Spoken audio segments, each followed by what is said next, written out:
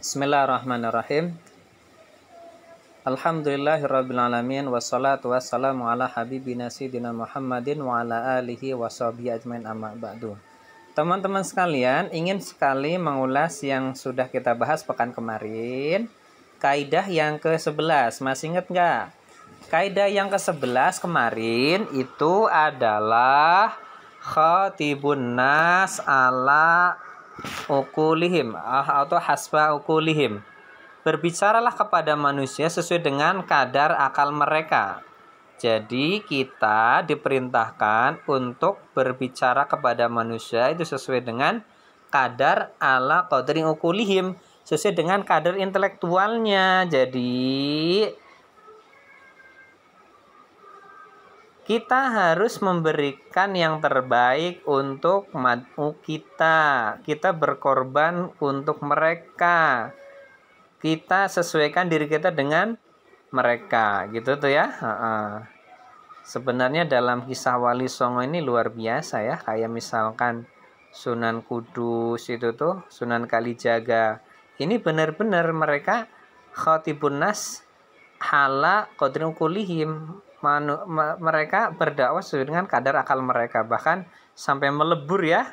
Sunan Kalijogo dengan keseniannya, Sunan Kudus dengan adab-adab di sekitar yang beliau tetap muliakan selama tidak bertentangan dengan syariat Islam.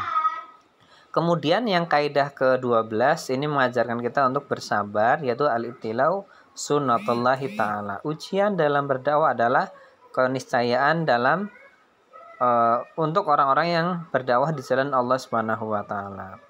Thayyib teman-teman semuanya, saat ini kita masuk ke kaidah yang ke-13. Apa itu? Yaitu majalud dakwah wasi'un falyakhtar ad-da'iyah li da'watihi. Ini nih. Ya. Medan dakwah itu luas, maka hendaknya seorang dai memilih untuk dakwahnya. Maksudnya seperti apa? Maksudnya yang saya pahami gini, bahwa tidak semua medan dakwah itu bisa kita masuki. Jadi enggak, dengan keterbatasan kemampuan kita, enggak semua orang bisa kita dakwahi. Maka kita bisa memilihnya gimana? Falyabda bil qarib qoblal ba'id. Memulailah dengan yang dekat sebelum yang jauh. Jadi kita diperintahkan untuk berdakwah dari keluarga dekat dulu teman-teman semuanya ya. Ya, keluarga dekat dulu. Kenapa? Karena keluarga dekat itu kita sudah memahami karakter mereka. Dan mereka juga sudah paham dengan kita. Kalau dengan orang jauh kita belum paham mereka belum paham kita, sehingga harus kenalan dulu, butuh waktu lama lagi. Sedangkan kalau keluarga dekat kita sudah mengenal mereka dan mereka mengenal kita gitu. Tinggal aslih nafsak wad'u khairat. Perbaiki diri dan ajak yang lain gitu. Nah, Rasulullah SAW juga sama. Beliau mengamalkan surat Asy-Syu'ara ayat 214.